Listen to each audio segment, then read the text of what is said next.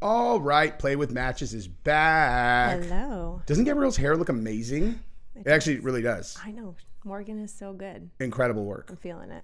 Morgan. So check this out. We got a bunch of stuff that we are going to talk about today. The reason I always introduce this stuff is because Gabrielle has no idea what we're going to cover. It's a surprise for me. It is. Yeah. So we're going to talk about Kim Kardashian's failure to pass the bar. Wow, This is riveting stuff. This is big news, y'all. In all actuality, we are going to cover that, but what we're going to, like the How big... many of y'all would want Kim as your lawyer? I do. Are you kidding me? Did you not hear what she did? Like with, she got Trump to pardon a woman who was the key Cali cartel distributor in the United States. She went to Trump. She's like, she's a grandmother. She's been in prison. Like she acted like this woman was some kind of victim of the of the drug war. You're like, she was the queen pin of all of America for the Cali cartel. But she's a grandma.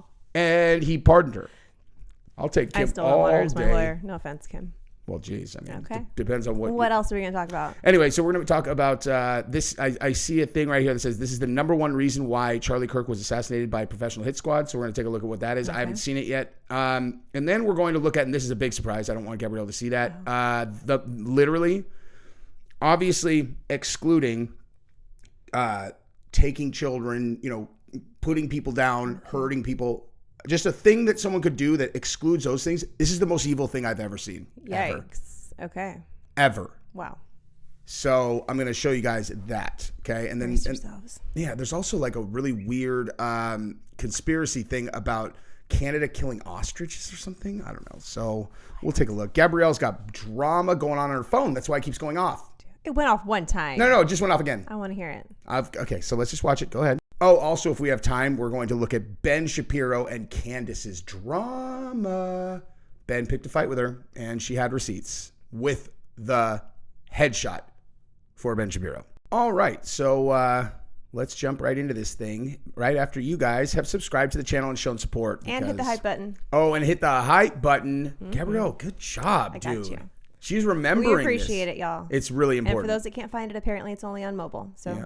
Get out your phones. Okay, so check this out. Kim Kardashian, better luck next time, and there will be one. Okay, first of all, just for the record, I was only joking about this being a story that we're going to cover. What I wanted to say is I actually take no pleasure in this whatsoever. I want everybody to win, and the end. Okay, so let's take a look at... We'd love to hear your thoughts below, though. Yeah, no, I mean, dude, you can't revel in people's failure. I'm not saying revel in it. No, I'm not. I'm just saying we can't.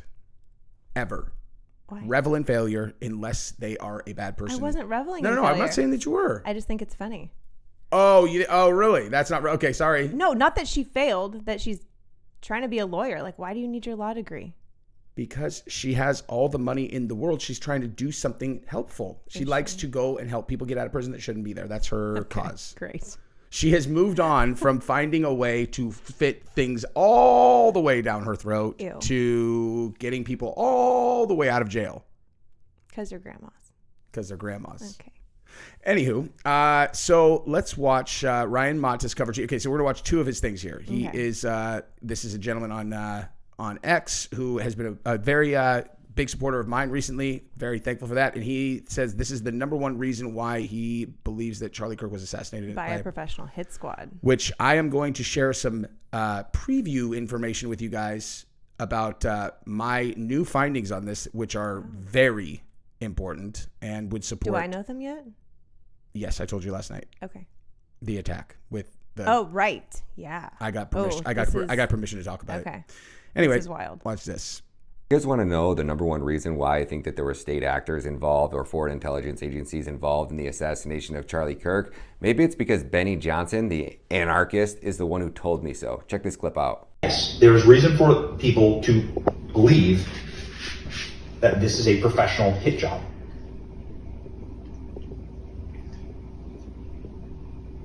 John Solomon is an excellent reporter, and Steven Crowder has some leaked information. I want to talk about both. I want to begin by saying that I'm very, very close with Charlie and his team, and here's what I wish to relay to you from that. That there is some considerable evidence that there were state actors involved here. That's it. What changed, Benny? Was it the text message from... Dude, I'd never seen that before. Huh. And now he's saying that that wasn't the case? Yeah, because Benny's a White House shill. Like, Okay. that's very interesting. I did not know that he had said that. Very, very interesting. But I did allude to something. So here's what I'm going to tell you guys. And you guys are going to have to go to my channel to watch the full context, etc. But I found out that one of the characters involved in this story had previously attacked a family member with a knife. So, and was very efficient with firing rifles. So, history of violence, in addition to about 3 or 4 other things I'm going to share on that video, which indicate like, it ain't Tyler, dude. Probably not Tyler that did it, but someone very close. Anyway, so let's take a look at... Any guesses? Yeah. Hey, who do you think it is, guys? If you've been watching my stuff, it's like, who do you think it is? Guess in the chat. Yeah, you all know. He's a trans furry. And the interesting thing about is why he attacked a family member with a knife. So we'll go through that. Anyway, so let's watch this. Now, this is about the ostriches. This is very bizarre. I have no idea where this is going. I'm sure everybody's been telling you about the 300 ostriches that the Canadian government literally went onto this lady's private property, rounded up all of her ostriches. These things lived to 75 years old. Most were under the age of 30. And they executed them. They slaughtered them for no reason because the government said that they're dangerous, they're bad. Well, the only danger they have is their eggs and the antibodies that their eggs provide. Basically, we don't really know. We just started doing research when they realized that it could literally cure the coronavirus, and this family came forward and was like, hey, we got all these ostriches. Like, yeah, let's use these eggs. Let's study this. Let's see what these ostriches can cure, thinking it's going to be a gift to humanity. And they come to find out exactly how powerful these ostrich eggs were and exactly what they could do. Basically curing cancer, tumors, all of the things that Big Pharma profits from. They want to make sure that there's never enough of them to do enough research so that way you guys could really realize how you guys can cure yourselves without going to get Big Pharma. You guys are you're allowing healthy animals. Our birds have a cure for your kids, a cure for your grandmother. At least Our listen. birds have a cure that they're Show killing. respect. They're healthy Listen. animals. When they are killing them right now, Show each and some every respect. Why are you facing us? We're breaking the Animal Health Act. My birds are getting shot slowly and dying. They're suffering. They're not getting shot in the head. They're not doing it humanely. If they're sitting up on bales and shooting my birds, they are dying slowly. You could order some ostrich eggs. Well, they wanted to make sure that we're going to make these ostriches go extinct, along with anything that you hold near and dear. And this is what happens when you allow foreign governments like Israel to take over your country. You think America is the only Western country that Israel's taken over? You're out of your... I mean, I thought it's I thought it's Big Pharma. That's my only beef with certain people is like, it's always Israel. You know what I mean? You're like, okay, guys, like it could just be Big Pharma. Like if they're coming after the... Does Israel have hold over Big Pharma? Who knows, dude? I don't know. But that's crazy. Have you ever heard anything about the ostriches and ostrich eggs? No, I haven't. But Well, then that means it's not true. If Gabrielle doesn't know it, but can't I be mean, true. Just kidding. Eggs are miraculous. Yeah. They're absolutely miraculous. I mean, they hold everything in them for life. It's not like gestation in the human body where it needs more nutrients and needs more things. Like whatever's in that egg, that's enough to make a living body. It has everything. So, I mean, eggs are like a miracle. That is interesting. I never thought about it like that, Gabrielle. Look at the big brain on Gabrielle, you guys. Sharp take there, girl. Why, thank you. Now, let's look at what the most evil thing I've ever seen was. All right, here's the big reveal, you guys. Buckle up, okay? So, we're going to move over to this story right here, okay? Polish woman who claimed to be Madeleine McCann convicted of harassing missing UK girl's parents. Huh. Do you know who Megan McCann is? The little one who disappeared on vacation. They were like in Spain or something. Where were they? And this girl came to them and pretended that she was her. Like went to the parents and was like, "Hi, hey, mommy, daddy, I'm Megan McCann." That's horrifying. Is that not the most fucked up thing you've ever heard in your life? So, yeah, a sick Polish woman was convicted Friday for cruelly pretending to be missing Megan McCann, but cleared of one of the more serious charges of stalking the UK's girl's long-tormented parents. Julia was found guilty of harassing Kate and Jerry McCann over 2 years while claiming to be their missing daughter, who was just 3 when she vanished in 2007. She even approached Kate McCann outside her home last December, then sent her a letter addressed to mom. Oh my God, that is so fucked up. That is like one of the worst things I've ever heard. I don't even know what to even say about that. Honestly. Poor parents. Yeah. I actually don't want to cover that. I just changed my mind. I want to cover this because, we alluded to yesterday, which we cut out. So who knows if there's anything even there's any good background on this yet. But what we said we were going to cover was about Ben Shapiro. Apparently made some claims about Candace that were not true. And Candace has now gone to war with Ben. So we're going to watch Candace light him up and with some pretty big receipts of her own. Oh, wow. So I texted him and I said, thanks so much for calling. It means the world. It truly does. This is about Tucker Carlson, because this whole thing, they're like trying to get Tucker Carlson canceled or whatever. Mm-hmm. Should we do a show together talking about the DSA threat, Democratic Socialists of America threat, and orienting in the same direction? Happy to do whatever it takes to bring everyone back together for the fight that matters. And Tucker then wrote back, thanks, man. I appreciate it. I'm going to spend the next week or two thinking about how to be most effective. The country is clearly on the brink. I reached out repeatedly after that. Nothing happened. And again, I thought it was a good idea at the time.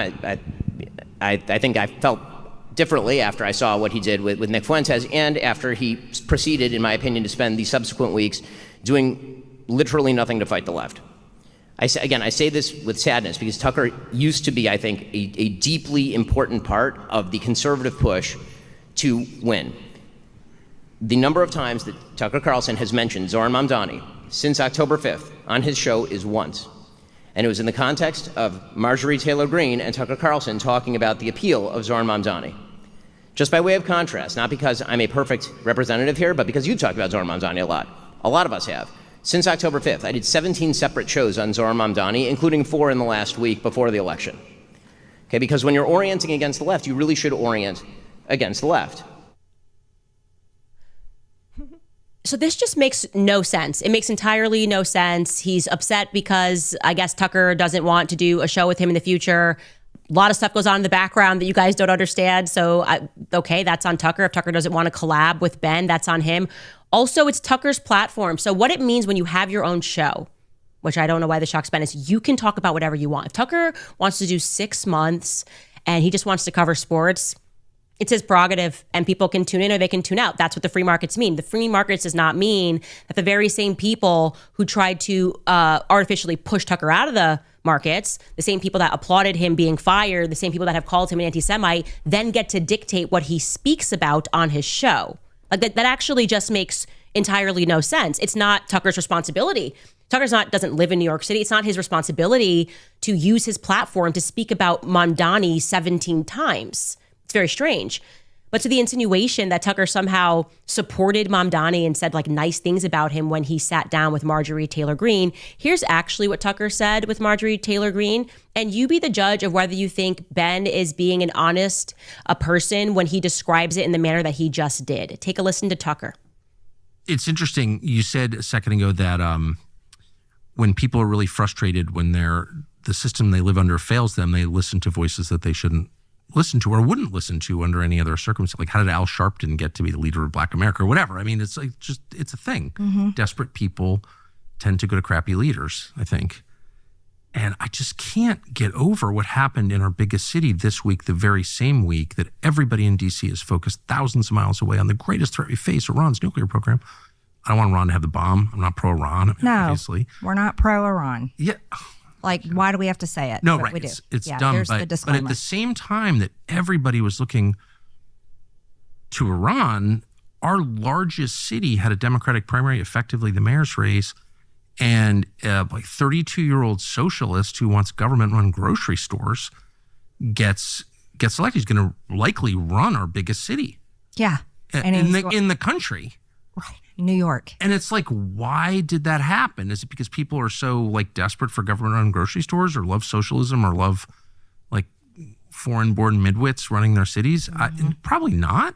Mm-mm. That guy was the only person in the New York City mayor's debate to say he wanted to focus on New York City. All the candidates were asked, if you could visit a foreign country, what would it be? And they, of course, all had an answer. I think most said Israel. Great. And he said, I wouldn't go anywhere. I'd stay in New York. And like, if I want to meet Jewish constituents, I go to their synagogues, their homes or whatever, but I'd be here in New York because that's what I'm doing. I'm running New York. That's my job. Well, he gave the right answer. He gave the right answer. He gave the right answer, at least. And he's talking. I totally oppose his program. Just Absolutely. To be clear. I don't think it works. But he's talking about economics. Yep. And everyone else is talking about foreign policy. For a city. So he said. Exactly. For a city. Why? They're all, Jesus, they have platforms. We got to get them to, we got to get everybody on board with blabbity bloop. You're like, this is not a good use. Like, it's like they're floundering and their strategy is just falling apart. It's like, I honestly, I mean, this concerns me because as Nate said in our stream, he said that they, like, I didn't even hear who he said it was, but he said someone said the only way to get them back on board with the Israel cause is to go with Islamophobia, and these people don't lose, dude. So what do you think they're gonna do? They're gonna like blow something up, dude, and say it was them. Yeah. So anyway, the other thing that Ben said was right here, and this is interesting. He says that Candace accused Erika Kirk of killing Charlie, which is hilarious because she definitely did not do that, as we'll show you in a second. And also, when you see the receipts that Candace had, she was just waiting. She was walking all of these motherfuckers into a trap. We're in a business where people comment on what we say publicly. Again, this is why I think you and I differ on our angle with regard to, for example, Candace Owens. I think that what Candace Owens is doing right now is evil. It is evil what she is doing right now. Okay, and I say that again. But what? Because like I didn't opine on whether it's evil or not, but my position is it's really none of my business. And why is it? But I have a question. Why is it none of your business? I mean, you comment on these things for a living. I'm not mother of the internet. No, but if this were on the left and somebody were accusing Charlie Kirk of his wife having murdered him, I assume that you would be talking about it. Is that what Candace is accusing Erika of? Yes. Of murdering her own husband? She's accusing TPUSA insiders and other members of the right wing, including Seth Dillon, of being involved in the murder of Charlie Kirk. Yes.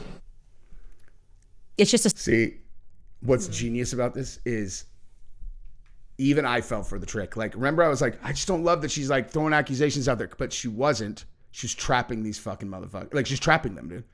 She did it, trapped them into it so that she could hit him. Because you got to keep in mind, the Israel lobby fired her, tried to destroy her life a million different ways, right? I don't even know how to respond to it because it just never happened. It's so crazy.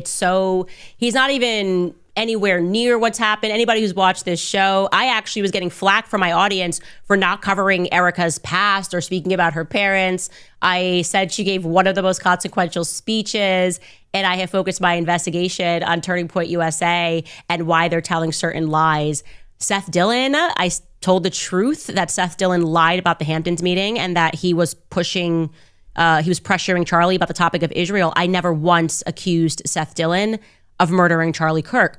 So what's he actually doing here, right? Obviously, there's a lot of layers that we should peel back, and it's important that we do it. The least interesting part of this is the fact that he's lying through his teeth. That's implied he's a Zionist. But there's a lot more that's happening that meets the eye, because Ben Shapiro was effectively the final boss of the pro-Israel lobby, and it's because he never comes out and says what he means. He's kind of like more of a behind-the-scenes person, and we're now watching him come undone in real time, because no matter who you are, in this age of digital media, it is simply not a good idea to lie through your teeth, okay? Wrong time, 2025. Before you get the lie out, the internet is going to clock it, right? They're going to go back and be like, you lied. And when you do something like that, the blowback is going to be on you. They're going to go, actually, this now impacts your credibility. You said that Candace went out and said something about Erika.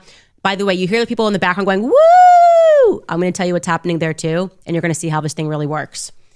Point number one that I want to make about what Ben is doing right here is just the stunning hypocrisy of it.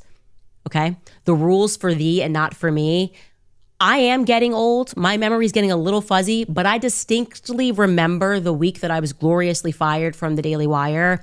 And during that week, the CEO of the Daily Wire, at the time it was Jeremy Boring, jumped onto an X space hosted by Lauren Chen and had a conversation with Nick Fuentes where he sang Nick Fuentes' praises and also invited him onto the Daily Wire. Okay, here's a headline because I listened to it. She's telling the truth. And let's also just take a look at the clip that supposedly shows Candace accusing Erika Kirk of killing Charlie. We are going to watch this, and then you can tell us whether you think that this indicates what this guy said. All right, let's see it. So you see what he's saying? Mm-hmm. Okay. Did she actually accuse Erika Kirk or not? Obviously took a little more than a week off here from the show. Kind of like I said, when I left the podcast, it was just like kind of needing to hit the reset button. Things were getting very heavy. And honestly, I feel personally better, but things still feel very heavy in terms of the political scene. And I think for me, there was the grieving process, having to get to the accepting standpoint, getting to the point of acceptance, and then also realizing that nothing in Charlie's life was real. It's just something that keeps me up at night. Just nothing in his life was real. Like everyone's just like, oh, let's just move on. It's so crazy to want to figure out what happened. Let's just start issuing gag orders. And the way to honor him is to give money. I don't know. There's just something really sick and demonic about the entire thing. That is definitely not accusing What? Erika. Right? Not at all. Yeah, that's stupid. Yeah, that's dumb. That's super dumb. Now, I know I never watched this clip, but I saw this post where Steven Crowder, this was like weeks ago. You can watch this clip and draw one of two conclusions. Erika Kirk is evil and conspired with the Trumpers to kill her husband, or Candace is a see you next Tuesday. And I remember seeing that. I'm like, well, I've seen a video behind the scenes of Steven Crowder that was psychopathic, like interacting with his wife, where I'm like, listen, calling the kettle black. When you talk negatively about girls, I'm kind of like, that lines up, dude. I've seen how you gaslit your pregnant wife who was like being very kind to you, and you were being completely fucking batshit. I was like, wow, dude. Anyway, but here, let's watch this. For the fact that he gave so much of his life to Trump and to politics, and they just were like, nope, that is it. It serves us or it doesn't serve us, and we want to move on. And so here's a holiday. Bro, if they try to give me a holiday, what is with them giving people a holiday after they kill them? Why is that a thing? You know what I mean? They're like, oh, Martin Luther King, what about this holiday? What about this boulevard? Anyways, let me knock it off. Like, they're going to give Charlie Kirk a boulevard. They already did. They did in Israel. They gave him freaking boulevard. It's like, as soon as they give you a boulevard and a holiday, they definitely killed you. Okay, there's no question. They killed you. There's no way. That's like their signature thing. It's like that's what they do. It's the Fed signature. It's how they sign off after they murder you. They're like holiday and a boulevard. And it's never on a nice side of town either. Like Charlie Kirk Boulevard is not going to be a nice side of town. Anyways, I will be back on the 27th, you guys. Thank you guys for all the support throughout these couple of weeks, these last really kind of 6 weeks since Charlie died. And we will see you guys then. I mean, she said Israel and maybe the feds. How is that indicating Erika Kirk did it? It's not. She literally did not say that at all. There's nothing you could pull from that says Erika did it. No. I will continue to say she is making assumptions that at least thus far she's not proven by, like all I see in terms of like, did Israel do it is like, they have motive for sure. I see motive. Yeah. This thing about like the cell phones, 12 fucking Israeli cell phones being on there is the weird. The Egyptian plane and all the things. Yeah. It's weird. But like, there's no like smoking gun. And that is what we got for today, you guys. I hope you enjoy our show. See you next time. Bye-bye.